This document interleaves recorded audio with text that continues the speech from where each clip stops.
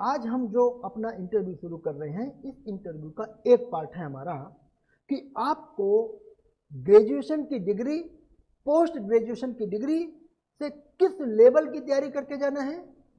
इसके साथ साथ आपने जो 11वीं 12वीं में किसी ने पीसीएम किया होगा, किसी ने पीसीबी किया होगा, किसी ने कॉमर्स से अपनी तैयारी की होगी, कोई बच्चा आर्ट्स ग्रुप का हो सकता है।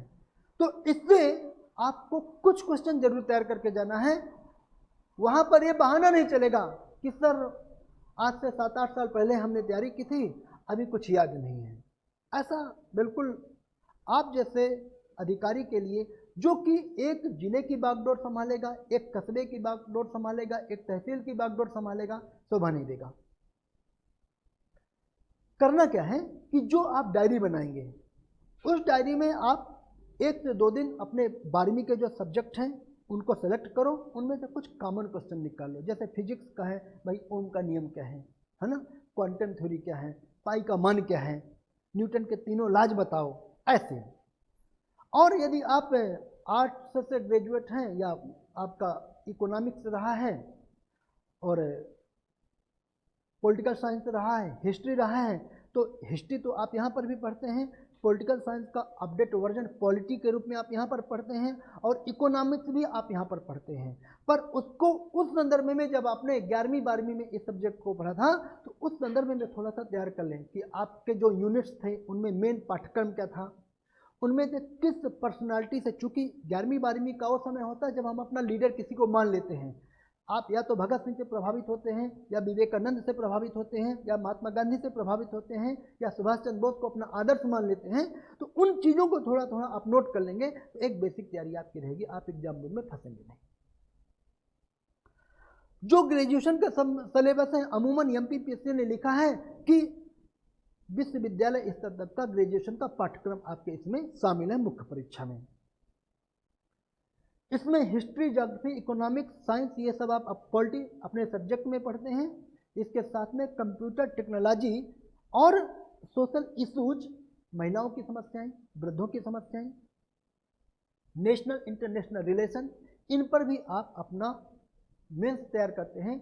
इसी बेस पर आपको प्री के क्वेश्चन भी तैयार करना होता है। 1-2 दिन छोड़ करके मैं क्वेश्चन पेस्ट भी करता हूं, 50-50 क्वेश्चन मैं हर 1-2 दिन में आपको पेस्ट करता हूं, मिल भी रहे होंगे ग्रुप में, आपने देखा भी होगा। और करंट अफेयर्स के क्वेश्चन भी जो रोज बन रहे हैं उन्हें मैं आपको भेज रहा हूं, उन्हें आप बहुत अच्छे से देखिएगा, ध्यान से करिएगा, समझिएगा। कुछ लोग बाद में आए हैं, इसलिए उस टॉपिक को फिर से उठाया जा रहा है कि जब आप एक लंबे गैप के साथ में इंटरव्यू की तैयारी करते हैं तो ये क्वेश्चन आपके लिए बोझिल हो जाता है कि इसका एथेंटिक उत्तर क्या लेकर के आए। वह लंबा गैप 2 साल 3 साल का नहीं माना जाता है, क्योंकि आज आप 2024 में एग्जाम इंटरव्यू दे रहे हैं, 2022 का इंटरव्यू है, तो ये प्रक्रिया 2021 से चालू है, तो ये कोई गैप नहीं है। 20-21 में आप ग्रेजुएट हुए हैं या पोस्ट ग्रेजुएट हुए हैं, वहाँ पर कोई आपको न तो चिंता करने की जरूरत है, न ही घबराने की जरूरत है।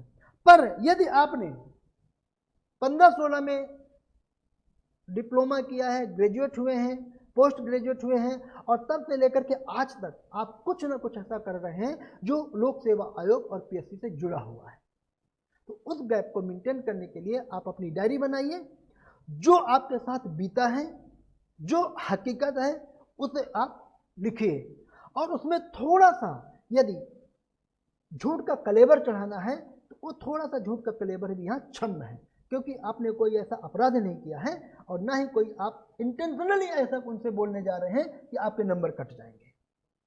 वह कलेवर क्या है, कहीं पर भी आपको लंबे गैप में थोड़ा सेल्फ डिपेंडेंट दिखाना है कि सर मैं पूर्णतः अपने पिताजी पर या अपने परिवार पर या अपने आश्रितों पर आश्रित नहीं था, कुछ न कुछ मैंने गेन किया, कुछ न कुछ मदद वहाँ से आई, कुछ सिलेक्टेड मित्रों ने मिल करके सर यहाँ तक मुझे पहुँचा दिया। संघर्ष से भरा जीवन था, परंतु उम्मीदों और लक्ष्यों के लिए मैंने कभी समझौता नहीं किया है, मेहनत मैंने जम करके की है, तभी मेरे चाहने वाले मुझे आज तक मदद करते आए हैं, परंतु सेल्फ डिपेंडेंट भी मैं रहा हूं। यह आपके उत्तर होंगे। अब इससे आगे आते हैं, ये 2 गैप के उत्तर तैयार हो गए, आपके ग्रेजुएशन पोस्ट ग्रेजुएशन के हो गए। सब्जेक्ट को सर किस लेवल में जाकर के तैयार करें, बहुत बड़ा क्वेश्चन मार्क होता है। विशेषकर जो कंप्यूटर से बीएससी किए हैं, जो माइक्रोबायोलॉजी से बीएससी किए हैं, किस लेवल पर जाकर के तैयार करें। देखिए, आपका जो इंटरव्यू है वह व्यवहारिक ज्ञान पर आधारित है, न कि किताबी ज्ञान पर। किताबी ज्ञान के लिए आपने ग्रेजुएशन किया, और किताबी ज्ञान और प्रशासनिक ज्ञान का एक संयुक्त प्रयास है एमपीपीएससी का सिलेबस, जिसमें आपने मेंस भी दिया। और अब जो इंटरव्यू होगा यह आपका अप्लाइड होगा। हिस्ट्री अप्लाइड, ज्योग्राफी अप्लाइड, है ना। तो जो व्यवहारिक ज्ञान है वह इंटरव्यू में आपके काम आएगा। तो किसी भी सब्जेक्ट की आप तैयारी करेंगे, समाजशास्त्र की, राजनीति शास्त्र की, इतिहास की, अर्थशास्त्र की, भौतिकी की, केमिस्ट्री की, बायो की, इंजीनियरिंग की, ये आप अप्लाइड आंसर तैयार करेंगे। कुछ क्वेश्चनों की लिस्ट आपको बनाना है, उनके आंसर तैयार करना है, और जब हमारी आपकी 1-to-1 मीटिंग होगी उन्हें आप हमें दिखाएंगे। उन उत्तरों से मैं संतुष्ट हो गया तो बढ़िया, नहीं तो फिर मैं उनमें कुछ सुधार करवाऊंगा। यह 1-to-1 की प्रक्रिया आपके मॉक इंटरव्यू के बाद शुरू होती है। एक बार मॉक इंटरव्यू हो गए, फिर हमें समझ में आ जाता है कि किन किन चीज़ों को लेकर के आपको हमें अधिक मोटिवेट करना है, किन किन चीज़ों में ज़्यादा सुधार की जरूरत है, और कौन सी चीज़ आपकी अच्छी है। शनिवार को मॉक इंटरव्यू शुरू हो रहे हैं, कल कोई क्लास नहीं है। सैटरडे को आप लोगों को पहला मॉक इंटरव्यू देने का मौका मिल जाएगा। इसलिए सैटरडे को जो मॉक इंटरव्यू होगा, आप लोग कोशिश करें कि सब लोग मॉक इंटरव्यू पहले दौर का दे लें। पर इतने लड़कों का सैटरडे को ही मॉक इंटरव्यू कराना थोड़ा सा कठिन है, इसलिए कुछ लोगों का नंबर सैटरडे को आएगा, कुछ लोगों का संडे को आएगा। इसका तरीका यह रहता है कि हम इंटरव्यू के एक दिन पहले यानी शुक्रवार को आपके ग्रुप में मैसेज जाएगा कि सैटरडे को इंटरव्यू का टाइम यह है, आप लोग अपना नाम और अपना मोबाइल नंबर दें ताकि हम आपको समय बता सकें। और एक लिस्ट जारी होगी, उस लिस्ट के अनुसार आपको आना है और उसी के अनुसार आपका इंटरव्यू होगा। कुछ लोग रह जाएंगे, उनका संडे को करवाएंगे, फिर कुछ रह जाएंगे तो उनका मंडे को करवाएंगे, फिर आपसे अगले दौर की बात करेंगे हम 1-to-1 में। कुछ आपको परफेक्ट करेंगे, उसके बाद फिर हम आपके सेकंड दौर का इंटरव्यू शुरू करेंगे। इस प्रश्न को लेकर अब मन में कोई कंफ्यूजन तो नहीं? ठीक,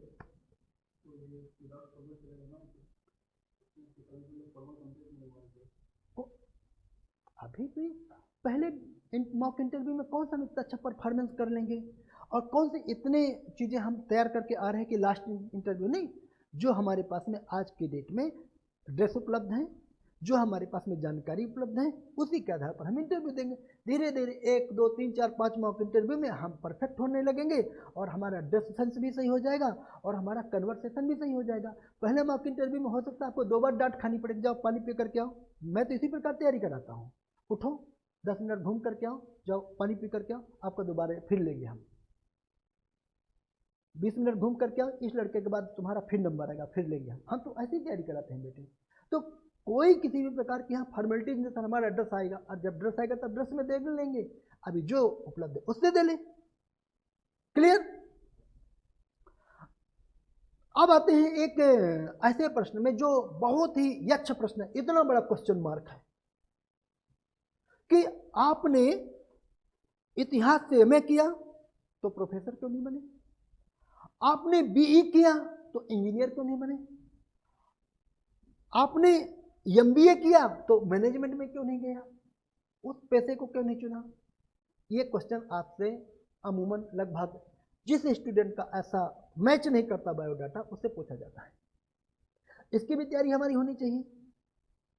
देखें बेटे, जब आप किसी भी विषय की तैयारी करते हैं ना, तो वह एक ग्रेजुएशन के साथ में उस समय आपका एक ही विजन होता है, अपने मित्रों के साथ चलने का। हमारे दोस्त ने पीटी किया है, नीट किया है, तो हम भी कर लें। हमारे दोस्त ने इंदौर जाकर के पढ़ाई की है तो हम भी कर लें। हमारे दोस्त ने पीएससी में एडमिशन लिया है तो हम भी पीएससी में एडमिशन लें। वो दौर ऐसा होता है। लेकिन जैसे जैसे आप मैच्योर होते जाते हैं, आपकी इंजीनियरिंग की डिग्री कंप्लीट होती जाती है, आप बीए कंप्लीट कर चुके होते हैं, आप एमए कंप्लीट कर चुके होते हैं, आपका एमई हो चुका होता है, आपके डॉक्टर की डिग्री पूरी हो चुकी होती है, तब आपके पास में 2-3 चॉइस होती हैं। आप उस लाइन में आगे बढ़ सकते हैं यानी आप एकेडमिक में जा सकते हैं, आप प्रोफेसर बन सकते हैं, आप मध्य प्रदेश सरकार में शिक्षक बन सकते हैं।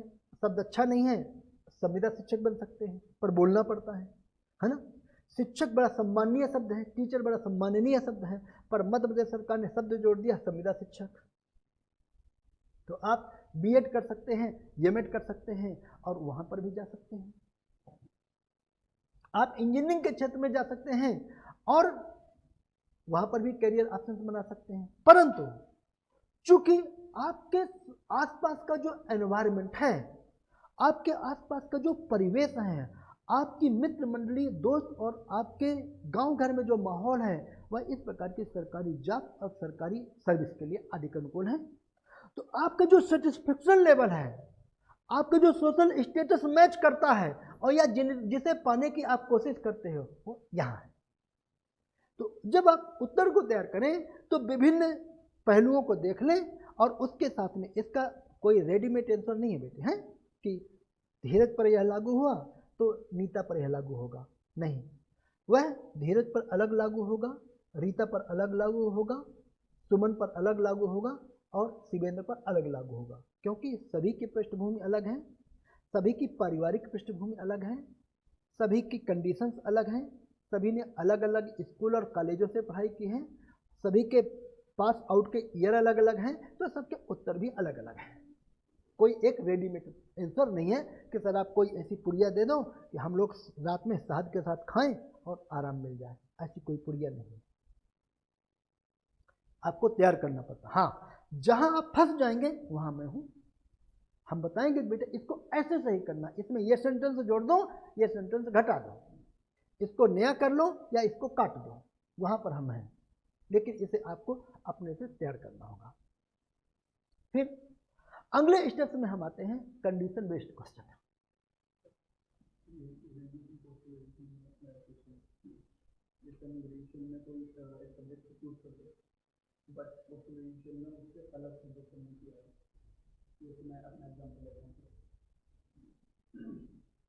मैंने अपना ग्रेजुएशन जो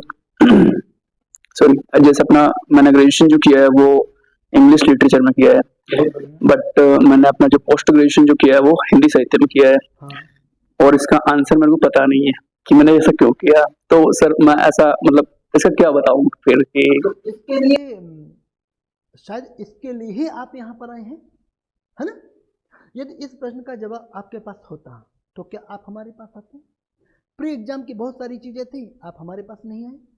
मेन एग्जाम की बहुत सारी चीजें थी आपके पास उपलब्ध, आप हमारे पास नहीं आए। लेकिन इनका उत्तर आपके पास नहीं है, आप हमारे पास में आए, तो इसका भी समाधान हमारे पास में है, बैठ करके कर लेंगे, बहुत इजी है, कोई दिक्कत नहीं है, ठीक। लेकिन क्वेश्चन बहुत अच्छा है और मैं ईश्वर से प्रार्थना करता हूँ कि ये क्वेश्चन आपसे पूछें और जो उत्तर दिखाया जाएगा तो 135 140 में गाड़ी रुकेगी जा करके, इससे कम में रुकना नहीं है, बस पूछ ले वो, और जो हम सिखाए वहां बोल पाओ,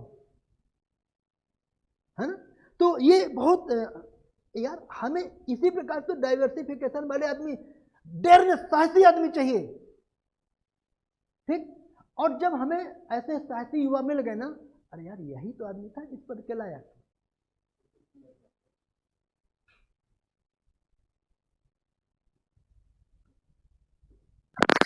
सर दिव्यांश शुक्ला।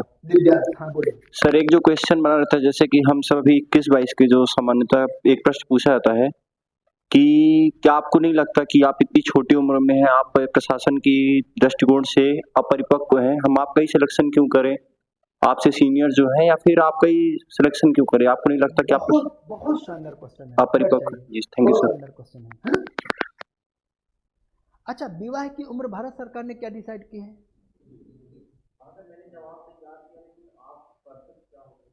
ठीक, विवाह की उम्र भारत सरकार ने क्या तैयार किया है?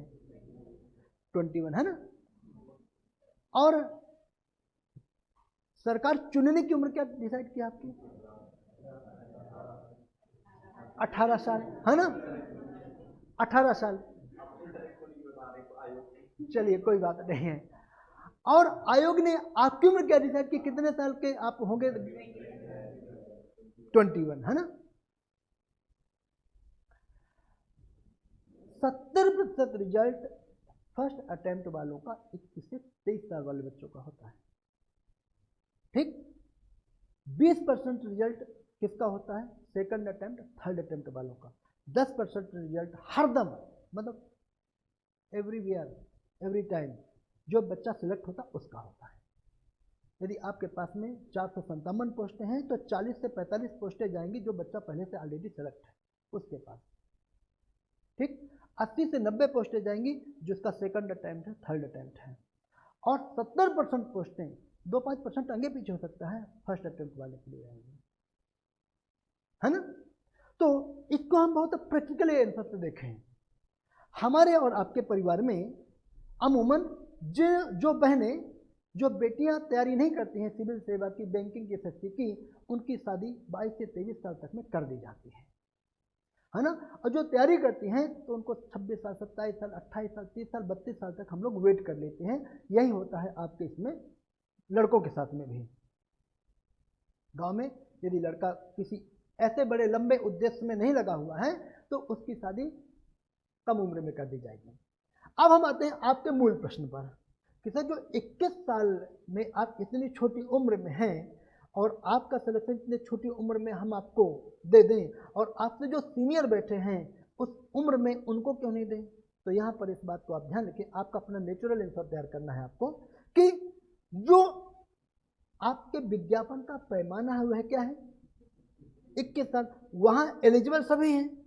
दूसरा, यदि आपके सीनियर बहुत योग्य होते तो ऑलरेडी पहले ही चुन लिए जाते हैं, यानी उनकी मेहनत में कहीं ना कहीं कुछ ना कुछ कमी रह गई होगी, तब वे दूसरे अटेम्प्ट, तीसरे अटेम्प्ट, चौथे अटेम्प्ट की तैयारी कर रहे हैं। तीसरा उत्तर और प्रैक्टिकल, इससे भी प्रैक्टिकल है। सब लोग 21 साल की उम्र में तैयारी शुरू नहीं करते हैं, ना ही सब लोग 18 साल की उम्र में तैयारी शुरू करते हैं। कुछ लोग ग्रेजुएट और पोस्ट ग्रेजुएट हो जाते हैं, कन्फर्म डिग्रियां हासिल कर लेते हैं कि यार अब एक सेक्टर हमारा सेफ हो गया, अब हम दूसरे सेक्टर में जाकर के तैयारी करें, तो उम्र में वे आपसे अधिक आगे हो जाते हैं, पर तैयारी में, मेहनत में आपके साथ ही आपके बराबर उनका भी फर्स्ट अटेम्प्ट होता है। तो इसके बहुत सारे डायमेंशन से उतर के अब उस कम समय में आपको जो अच्छा लगे, जो अच्छा लगेगा, क्या लगेगा? सर मैं अभी इस उम्र में जिस काम को सीखूंगा तो शासन प्रशासन में जाकर अपने मैं रिटायरमेंट तक अपने अनुभव के साथ में अपनी पूरी एनर्जी का, पूरा ऊर्जा का सही उपयोग करते हुए समाज में, सोसाइटी में जो देना चाहूँगा मैं दूसरों की तुलना में अधिक बेहतर और अधिक लंबे समय तक दूंगा। जिसकी उम्र ज़्यादा होगी, रिटायरमेंट की उम्र तो वही 60 और 62 साल है, चाहे 28 साल में सेलेक्ट हो, चाहे 37 साल में सेलेक्ट हो, तो उसने अपनी सेवाएं प्रशासन को क्या दिया? कम दिया। और आपने अपनी सेवाएं प्रशासन को क्या दिया? काफ़ी लंबे समय तक दिया। और हम और आप कोई भी हो, हम कैसा नौकर पसंद करते हैं, टेम्परेरी या स्थायी? तो बहुत सिंपल सा उत्तर यही छुपा हुआ है ना भाई, कि हम चाहते हैं कि ऐसे बच्चे सेलेक्ट होकर के आए जो लंबे समय तक हमारे शासन प्रशासन में जुड़े रहें और अपनी एनर्जी का सदुपयोग करें। और दूसरा, इसमें एक थोड़ा सा मजाकिया उत्तर है, ठीक,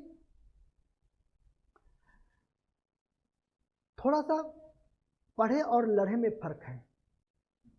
पढ़े व्यक्ति और लढ़े व्यक्ति में फर्क क्या है कि जो पढ़ा व्यक्ति है उसे यदि आप ज़्यादा पढ़ाने की कोशिश करो ना तो वो पढ़ लेगा, और जो लढ़ा व्यक्ति है वो बोलोगे हमें तो सब पता है, हमने दुनिया देखी है, तुम्हें क्या पता है, वो पढ़ने की कोशिश नहीं करे। तो जो नरोने एकेडमी में ट्रेनिंग होती है ना, तो तुम 21 साल 22 साल के बच्चे बिल्कुल कच्ची उम्र के होते हो, बिल्कुल ब्लैंक होते हैं, जैसा हम बोलते हैं वैसा मोल्ड हो जाते हो और वैसा तैयार हो जाते हो, ठीक। तो जो तुम्हारा ईगो है ना वो कलेक्टर के आगे कभी नहीं जाता, क्योंकि तो सब एक उम्र के होते, तुम 21 साल 22 साल 23 साल 24 साल के हो, और किसी यहाँ 34 साल वाले को डिप्टी कलेक्टर बना दिया, 21 साल वाले का कलेक्टर बना दिया, उसका ईगो जग गया, अपने आप को बड़ा अधिकारी समझता है, उम्र का भी ख्याल नहीं रखा मेरे को, सबके सामने डांट दिया। और इसमें तुम्हारी उम्र कहाँ से आ गई? तुम वरीयता क्रम में डिप्टी कलेक्टर हो और वरीयता क्रम में वो कलेक्टर है, तुम्हारा बॉस है। तो ये व्यवहारिक परेशानियां आती हैं।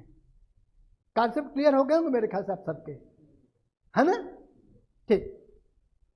तो इस प्रकार से जब आप अपने इस इंटरव्यू को उस मुकाम में पहुंचाते हो तो क्लास में जो पूछे जाने वाले प्रश्न हैं यही प्रश्न आपके उत्तर को अधिक मैच्योर करते हैं। हाँ, कुछ ऐसे प्रश्न होते हैं कि जो आप मन में लिए घूमते रहते हैं, किसी से कह नहीं पाते। इसीलिए हमने आपके सेशन को 1-to-1 में भी कन्वर्ट किया है कि जब आप कभी कुछ परेशानी में फंस जाए या जिन प्रश्नों के उत्तर नहीं मिले तो आप केबिन में आके मिल सकते हैं, उनका समाधान कोशिश करते हैं कि आपको मिल जाए। हाँ हाँ हाँ।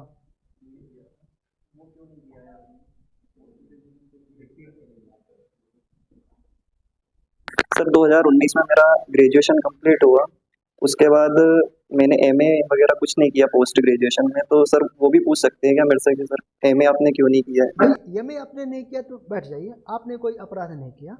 2019, 20, 21, 22 लगातार आप एग्जाम दे रहे हैं। यदि इस बीच आप थोड़ा सा फ्री होते हैं तो आप जरूर ये में करते हैं, लेकिन इतना बोल करके आपको रुकना नहीं। आपको उत्तर कैसे तैयार करना है?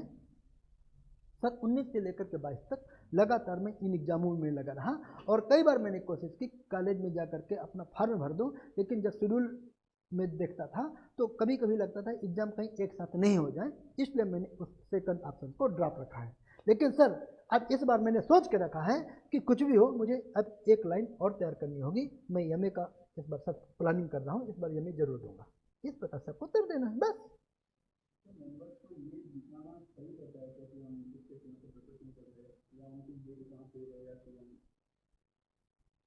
लंबे टाइम से प्रिपरेशन नहीं फिर से कर रहे, क्वेश्चन रिपीट करना। मेंबर्स जो बोर्ड मेंबर्स होते हैं उनको ये दिखाना सही होता है क्या कि हम पिछले 3-4 सालों से प्रिपरेशन कर रहे हैं, या फिर ये सही रहता है कि हम कम समय से प्रिपरेशन कर रहे हैं अपनी? अच्छा मैं आप सबसे पूछता हूँ कि आप सबकी उम्र, अभी हम लोग बात ही कर रहे थे, मैक्सिमम से मैक्सिमम 25 साल होगी, इससे ज़्यादा उम्र का कोई नहीं होगा हमारे सामने बैठा हुआ व्यक्ति, है ना? सभी 21वीं शताब्दी की उपज हैं। 20वीं शताब्दी का कोई हो सकता है कि तो मुझे नहीं पता। आयोग को ये बताना जरूरी नहीं होता है कि हम इतने साल से तैयारी कर रहे हैं। आयोग को ये बताना जरूरी होता है हम जिस काम को कर रहे हैं ईमानदारी से कर रहे हैं। आप यदि प्रिपरेशन कर रहे हैं सर ईमानदारी तबीयत से कर रहे हैं, क्योंकि मुझ पर, मेरे कंधों पर, मेरे पिता का, मेरे परिवार का बहुत बड़ा जिम्मेदारी का बोझ, विश्वास का बोझ है ना? उस विश्वास को मुझे पूरा करना है, तो उत्तर में ईमानदारी होनी चाहिए, है ना?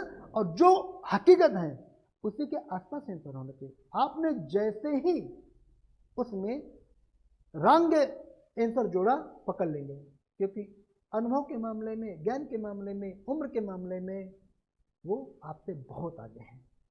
तो हमें यहाँ पर किसी भी प्रकार की झूठ नहीं बोलना है।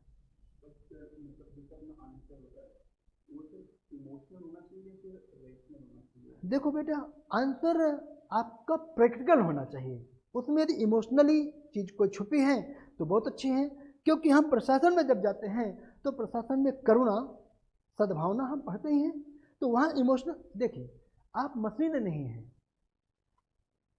आप टूल्स नहीं हैं, आप एक ऐसी सोशल इंजीनियरिंग का पार्ट है जिसमें आपको बार बार एक एग्जाम देना पड़ेगा, आम लोगों के बीच में आपको पास होना पड़ेगा, है ना? तो यदि आप इमोशनल लेस हैं तो आप अच्छे इंसान नहीं हैं, अच्छे इंसान नहीं हैं तो आयोग में ऐसे इंसानों की कोई जरूरत नहीं भाई, है ना? और यदि आप अच्छे इंसान हैं, आप में 2 कमियां भी हैं, तो आयोग ऐसे ही व्यक्तियों को लाता है। यार 2 कमी तो है, 98 चीजें इस बच्चे की अच्छी हैं। क्या अच्छा है? ऑनेस्ट है, थोड़ा सा लेट लतीफी करता, आलसी है ना? दूसरा मेहनती है, लेबोरियस है, ठीक? या थोड़ा सा छोटा है, नाटा है, काला है, अलग बात है। फिर तीसरा ये इनोवेटिव है ना? थोड़ा सा 10 बजे सो के उठता है, कोई बात नहीं। ये आयोग ये देखता है, आयोग ये नहीं देखता है कि आप इस बात को किस एंगल से देखते हैं। आपने जो बात बोली उसके पीछे आपका मनोभाव क्या है, क्योंकि आपकी जो बात है ना बेटा, 60 साल तक आपके साथ रहेगी, जब तक आप रिटायर नहीं हो जाएंगे। जब आप रिटायर होंगे तब ये बाहर जाएगी आपके साथ में। इसलिए जब आप आंसरिंग करें तो अपने उस बिल्कुल रियल लाइफ को लेकर के चलें। 19-20 थोड़ी बहुत उसमें चलता है कि कहाँ पर हमें कट करना है, कहाँ नया कट जोड़ना है, बस।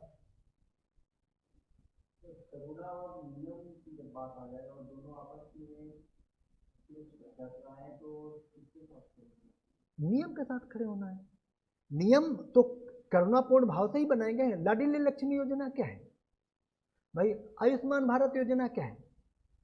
भाई यदि ये नियम के अधीन नहीं आता है, तुम्हारी इनकम उससे ज़्यादा है तो आप करुणा का भाव का क्या कर लोगे? लेकिन उसके अधीन आता है तो करुणा भाव प्रबल है और नियम भी प्रबल, दोनों चीज़ें वहाँ पर होंगी। ठीक है, तो जहाँ नियम की बात आएगी वहाँ नियम हावी रहेगा, करुणा एक पक्ष है, वहाँ करुणा कमजोर हो जाएगी। लेकिन कुछ जगह ऐसी जहाँ करुणा का जरूरी है वहाँ करुणा आवश्यक है, नियम दूसरी तरफ चले जाएंगे। साथ इसका आधार कार्ड अपडेट नहीं है, इसलिए हम इसका आयुष्मान नहीं बना सकते। आधार कार्ड अपडेट कर भाई, ये गरीब है, ये आयुष्मान भारत का अधिकारी है, तो करुणा हावी हो गई, नियम शिथिल हो गया। समानता की ये पूछ सकते, जैसे पीडीएस बहुत सामान्य बात है, हमारे वर्ग में बहुत अधिक है, तो जैसे कि उसके पास एक दो क्राइटेरिया कोई नहीं है, उसके पास डॉक्यूमेंट्स नहीं है, ऐसी स्थिति में आप क्या करेंगे? आप उसको अवेलेबल कराएंगे या नहीं कराएंगे, या फिर ऐसे? आपका जो काम है अपने लेवल तक जाकर उसकी मदद करना है। और आपके लेवल में क्या चीज़ है? पहली बात, आप लोगों के उत्तर गलत क्यों होते हैं, मैं कंफर्म कर दूं, है ना? आपके उत्तर इसलिए गलत होते हैं कि आप डिप्टी कलेक्टर के अलावा किसी भी पद का सोच करके इंटरव्यू देते ही नहीं हो, इसलिए गलत होते हैं। तो हर प्रश्न का उत्तर आप डिप्टी कलेक्टर बनकर सोचते हो। अरे भाई सर, यदि आप टैक्स असिस्टेंट बन गए तब क्या करोगे? है ना, 22 प्रकार की पोस्टें हैं ना, उस 22 प्रकार की पोस्ट के हिसाब से आप इंटरव्यू दो। और आपका इंटरव्यू इसीलिए चौपट होता है कि हर व्यक्ति डिप्टी कलेक्टर बन के हमें इंटरव्यू दे रहा है। अरे जब हम आपसे पूछें कि आपके अंदर वे डिप्टी कलेक्टर के गुण कौन कौन से, तब आप डिप्टी कलेक्टर के गुण बताइए। जब हम पूछते हैं एक अच्छे प्रशासक के गुण हैं, आप अच्छे प्रशासक के गुण बताइए, जो कि लगभग 80% सेम है। जब हम किसी कंडीशन को देकर के बात करते हैं तो कंडीशंस आपके एक नागरिक के रूप में हो सकती हैं। आज आप समाज को क्या दे सकते हैं, सोसाइटी को क्या दे सकते हैं? बेरोजगार हैं, है ना, लेकिन हेल्दी हैं, तो आप सोसाइटी को ब्लड डोनेट कर सकते हैं। आप सोसाइटी को क्या दे सकते हैं? आप सोसाइटी में जाकर के वॉलंटियर बन सकते हैं, रोज शाम को 2 घंटे भंवर को चौक में बैठ करके खड़े होकर के ट्रैफिक कंट्रोल कर सकते हैं। ये जब आप नेचुरल तरीके से सोचते हो ना, तब आपको नंबर मिलता है। और यदि आप नेचुरल तरीके से नहीं सोचोगे तो नंबर नहीं मिलेगा। सर हम कहते हैं बेरोजगार हैं, आज तो पैसा थोड़ी मांग रहा है। क्या सोसाइटी हर जगह पैसा मांगती है आपसे? नहीं ना। सेवाएं, क्या सभी सेवाएं पैसे से की जाती हैं? राजाओं महाराजाओं के समय विभिन्न प्रकार के टैक्स देते थे ना। एक टैक्स था हमारे पास में सेवा। यदि हमारे पास में उस समय की जब भाग एवं बलि की बात कर रहे हैं, तो जब कुछ नहीं है तो तुम श्रम करो, तालाब बनवाओ, दुर्ग बनवाओ, किले बनवाओ, और श्रम के साथ तुम्हें पारिश्रमिक भी मिल रहा, चलो परिवार पलेगा, अनाज मिल रहा, भोजन मिल रहा तुमको। तो आप जब इंटरव्यू की तैयारी करें तो बेटे सिविल सेवक बनकर के तैयारी करें, उत्तर तैयार करें तो 22 प्रकार के जो सब्जेक्ट है, 24 प्रकार के जो पोस्टें हैं, उनको लेकर के उत्तर तैयार करें। और 100% बच्चा ही गलती करता है। क्लास की जरूरत इसीलिए होती है कि आपको ब्रेक कर दिया जाए, सोचने के नजरिए में पहले ही बदलाव ला दिया जाए, तो आप सही तरीके से सोच करके इंटरव्यू देंगे। तो आप सिविल सेवक बनकर के इंटरव्यू की तैयारी करिए, उसमें कंडीशंस आएंगी, तो कंडीशन के आधार पर कभी हम आपसे क्वेश्चन पूछेंगे डीएसपी बना करके, कभी हम आपसे क्वेश्चन पूछेंगे महिला बाल विकास अधिकारी बना करके, कभी हम आपसे क्वेश्चन पूछेंगे डिप्टी कलेक्टर बना करके, कभी हम आपसे क्वेश्चन पूछेंगे नायब तहसीलदार बना करके। तो उस कंडीशन के आधार पर आप स्थिति को बहुत अच्छे से टैकल कर पाओगे, यही आपकी जीत है। क्लियर हुआ कि नहीं हुआ? इस प्रकार से आप बहुत अच्छे अंक ले जा सकते हो, बहुत अच्छा कर सकते हो। और क्वेश्चन आंसर सेशन में आप में से और किसी के मन में कोई प्रश्न हो? अच्छा लगा आज आप लोग जब क्वेश्चन कर रहे हैं तो लगता है कि आपके अंदर थोड़ा सा जो जागरूकता है ना आ गई है। अब आप इंटरव्यू के लिए इलिटरेट नहीं लिटरेट हो गए। तो क्वेश्चन अच्छी बात है, क्वेश्चन किया करें आप, उससे आप सबका फायदा होता है।